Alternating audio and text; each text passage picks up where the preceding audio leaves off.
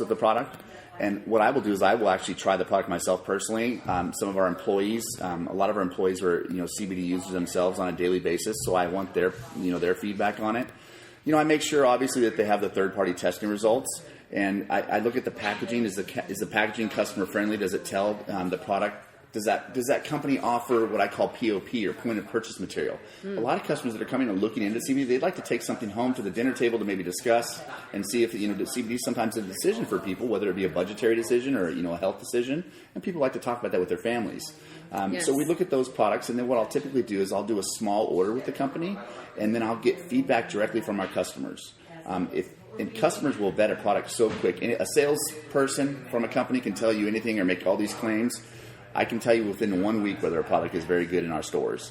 Because of the volume that we do, it will be, customers will tell me, get that stuff out of here, don't ever carry it again. Or we'll get a list of customers that say, hey, when you get that back, you need to call me first thing, and I want to be first on the list that you be called. So those products really rise to the top very fast. Cool. So we've had a few years to kind of cull out the bad stuff and just carry the cream of the crop. Yeah, and then of course the lab test. So exactly, yes. So. And do you look for lab tests on each product? Or just whatever they have? It depends on, we'll look at that on a case-by-case basis to see what they have or the products that they have. If it's a local beauty, a company that's making beauty products and they're making their lotions, and we just take that on a case-by-case basis. If it's a large-scale corporation, our expectations are obviously it's going to be per product because they're using those different levels. So it's on a case-by-case basis. Good. So. Yeah, I was just going to ask, too, about what you think about local brands and how you screen a local brand. Kind of the same vetting process to bring them in. We talk to them. I'm very big. I'm a small local business owner myself, so I really believe in the American dream and helping people out. Our Bakersfield folks are some of the best and most giving people, out there. And so I kind of like to give back at times. So typically what I'm looking for in a company is, again, their packaging. How professional does a person present themselves when they come into the store? Because that's how professional they're going to be when they represent their product. If there's an issue or something comes up, or let's say I have a special, event that we're doing and I want to really, focus and bring them in and do that. And just to make sure that they're going to be a good CBD partner for our community. Yeah. And so there's a ton of people out there that are mixing stuff up in their kitchen. And like I said, with anything, there's a ton of good, but then there's a ton of bad that's out there on the flip side. And they jump out. The cream rises to the top extremely fast. Yeah. So I've seen a lot of those products that look like obviously they came from someone's house. Mm-hmm. They have the really simple packaging, simple labeling. I think it's safe to say, you don't necessarily have to stay away from those. But the way that they do market it is not going to look like you want to consume that at a medical level. Exactly. And some of the products that we've gotten and tried are just, maybe they kind of fall short on the packaging a little bit, but the product is so good and has such a, great customer following that it's just a no-brainer to take that. And then some of the stuff, man, you can, you can't really polish a turd like they say. Sometimes you'll see the greatest packaging, this and that, but the product just is no good, whether it be an edible that just doesn't taste good or, this and that. So the stuff really kind of comes out extremely fast. So. Yeah, you can tell the people who are in it for just the money and the people who are in it to make a product I get a business that owner that comes in here, doesn't have a wholesale price sheet. They don't have a business card. Right. You and I get a chuckle over the phone every once in a while. I literally had the same business owner. I didn't realize it was the same person. Come back 2 times within a year. Both times did not have their business card. Both times did, and I got the same story each time, and it was extremely funny once I realized it was the same vendor. Oh, no, I'm waiting on them from the printer. A year later, they were still waiting on their cards to come from the printer. Didn't have a wholesale price sheet, but they were working on it. They could email me that. And my thing, that's your job interview with that store. Yeah. That's going to be the best that you're going to be. It's like going to take a test without a pencil. Exactly, yeah. So it's like, never mind. Maybe it's not your time for the test. Another thing I've seen pretty common with the whole local branding, they'll be talking to their customers, telling them that, there's lab tests, but they don't actually lab test the product. They lab test the isolate, or the CBD that's going in the product is what's lab tested. So that's a really important question to ask somebody, especially if they're local. Do you lab test your product, not the product you get to put in your product, Or somebody else's product that you found online. Yeah, that you slapped a label on. Exactly. That's another thing that we look for is that, when I get test results, is their personal information on there? Does it not look like it was photoshopped on their stuff, which, people will cut a lot of corners out there that, So. Right. And have you guys ever sent any of the products you've gotten to a third-party lab test? We don't strictly do that, no. No. We've actually had some of our vendors recall product, whether, if there's an issue with, some of the product quality or things like that, or sometimes, if product comes up towards the date. We recently had a vendor of ours there was a couple products that they had that they shipped out, but it expired like a month later. And they actually called us to say, hey, you need to pull that off their shelves. We're sending out replacements, which that's a company that's on their A game. When they're that up on things, and we're not having to make that phone call, they know what they have out there, and they're calling you, say, hey, pull that stuff off the shelf. We're sending you fresh stuff right now because we want to represent our company, the right way. Yeah, that's good. Yeah, that was awesome. That's reassuring. And then, so do you still shop with those companies? Oh, absolutely. Good. Yeah, I think that's, that happens in any industry, really. Things like that. Where do you see the CBD industry in 2 to 5 years? 2 to 5 years, I literally see CBD like aspirin or Tylenol in the grocery store. I think that I know that you're going to see CBD for all different types. I think what's going to happen right now, I think that Big Pharma is literally working on terpene profiles for specific ailments. Oh, yeah. So you're going to be able to go in and get something for your tooth, for a toothache, for pain for your toothache. If you have specific migraines, you're going to be able to take a CBD for that. Everything that you have that's extremely specific, they're going to isolate a mixture of those terpenes that are going to address that. And that's where I pretty much see CBD going. It's going to be extremely mainstream, and it's going to be like specialty types of CBD like that. That's one thing that I see. It's going to be in our food. It's going to be in a ton of stuff. Yeah, it's going to be in dog foods. I'm already starting to see different things like that. Yeah, tons of dog foods. So. And do you think that CBD stores will be more of a thing down the line? 5 years from now, it's hard to say, because the market could evolve into something else. At this point, it's an early place, in the market, that I think it really makes a spot for us to be able to educate customers that are getting into that market. Once it's been in the market for 5 to 7 years and everybody kind of knows about it, that takes away the need for a specialty store when I can go to a place and everybody it's common knowledge as to the CBD. So therefore, I think with anything you have to be able to change and to kind of morph with the marketplace. So you think maybe they won't have as many CBD stores? No, I don't see that. And in 5 years, 2 years from now, yeah, there will be. Yeah. Either that, or on the flip side of that, looking at it the other way, I think there could be a need for it as well. Because you have GNC and the Vitamin Shop stores that specify in things like that for wellness or specific things like that. So, like Ted was saying, I think it would morph into something more similar to those stores that was specifying, or just CBD only. And then the product will translate to that too. So I think it might turn into something like that, where it'd be more like a GNC type of store rather than kind of what you're going to see in the upcoming years. Yeah, I could definitely see that happening.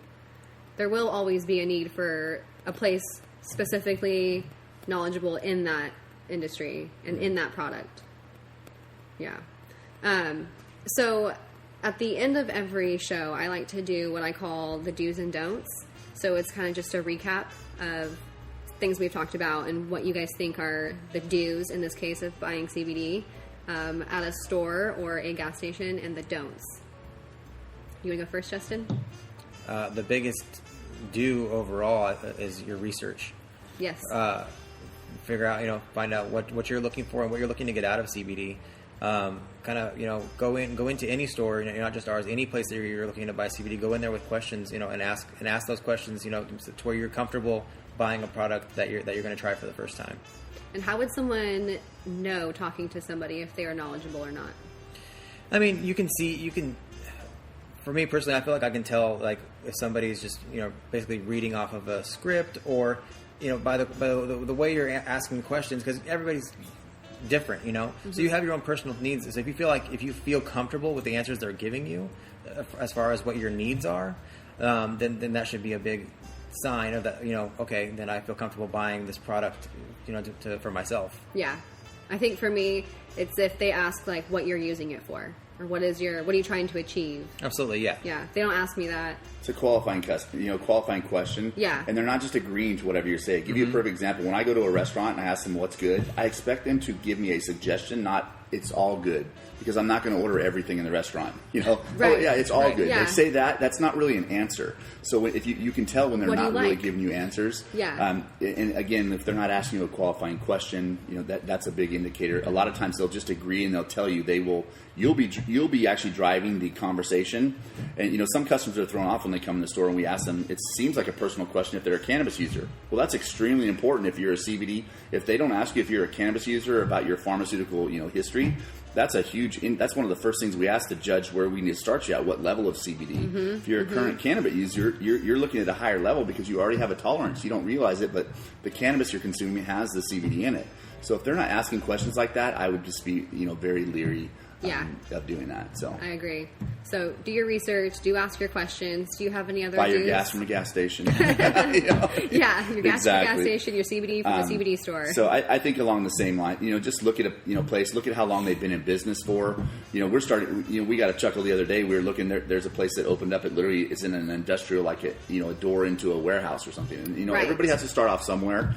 But I if I'm going into a dark place like that and it doesn't look, it just kind of especially something that's already such a great exactly. And, we spend a lot in our stores to create an environment that doesn't seem shady, where a 90-year-old grandmother can feel comfortable coming in. Yeah. In fact, a lot of them come in here like, oh, this is not what I expected. Yeah. They expect neck tattoos and people getting high in the back, or dabbing or this and that type thing. Yeah. And they're expecting dispensaries. Exactly. And so we have an environment that is not like that whatsoever. So that's just one of the things. Just be aware and listen to what they're asking you and what they're telling you. If they're telling you that something's just popular, that's not answering a specific question if a lot of people buy it. Yeah. And I think you have a great thing. If they're asking you, what are your goals with using CBD? Because they're trying to qualify you to steer you in the right direction. We probably have 500 products in here. So when you come in, we're not just trying to sell you anything. We ask questions. Right. And each question kind of narrows it down to what we're going to steer you towards. What type of CBD? Are you wanting something for sleep, for anxiety, for pain? That type. What is your personal history? If someone has never smoked or vaped before, we're not going to get them a pre-roll of CBD flower. So they can help with their pain, because their friends and family are going to look at them like they're crazy, type thing. Yeah. So a lot of places just want to, and someone that's going to try to sell you off the bat an extremely expensive bottle of something, you just need to steer away. A lot of those places are just looking to make the sale, make that quick buck. If I have a person who's never tried CBD here before, the benefit of you doing that is we're starting you off at the base level, we call beginner CBD. Okay, that's going to be at probably a $30 price level, $30 to $40. Mm-hmm. If they're trying to sell you a $100 or $200 bottle of CBD juice, saying because it's the best, the strongest, that's not the case. And you don't necessarily want the strongest. No, you don't, because you don't want to build want to build a tolerance prematurely. Right. So save your money. Exactly. If you don't need to be spending it yet. So because that's going to happen down the line when your tolerance goes up. There you go. If you feel the store doesn't have your best interest in mind, by doing that, like Ted was saying, like here at we can, for a person coming in just starting with CBD, we could definitely sell them like the strongest topical we have, and it would probably work great for them. But they might not need that. They might not need the most expensive, strongest thing we have. They might need just the weakest. That's a lot cheaper than that. So I think that's another thing too, is when the store and the people you're dealing with have your best interest in mind, then that's where you're going to get the best results from CBD in general, and a better experience within a shop. Right. And you're going to get the full experience with the product too. Right. And then that kind of falls into under some of the don'ts. Is a lot of people come in, they come in and say, I want the strongest thing you have. And they don't want to, they don't care what anything else. They just want the strongest thing that you have. And don't just come in and look for the strongest product, or don't come in, or don't go out looking for the cheapest product either. It goes back to what we were saying earlier about doing your research, find out what works best for you. And that's the hardest part with this, because people want to compare it to pharmaceuticals, because that's just what they're used to the whole time. So they have to find their dose and what works for them the best with CBD in general. So just going in and trying to find the strongest or the other extreme, the least expensive, you're going to do yourself a disservice either way by it not working for you or overspending. Right, and then those are often the people that go tell other people, oh, it never worked for me. Right. Or it was so expensive and I barely got anything out of it. Mm-hmm.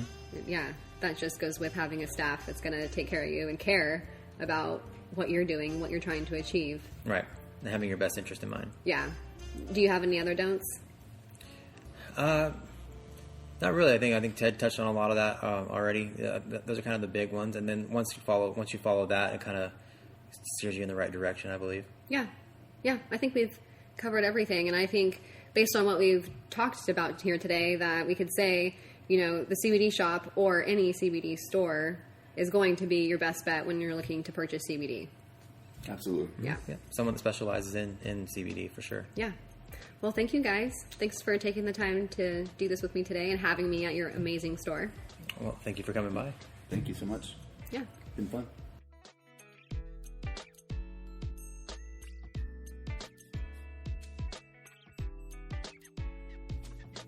Thank you for tuning in to today's episode. I know CBD is everywhere, including Amazon, so I hope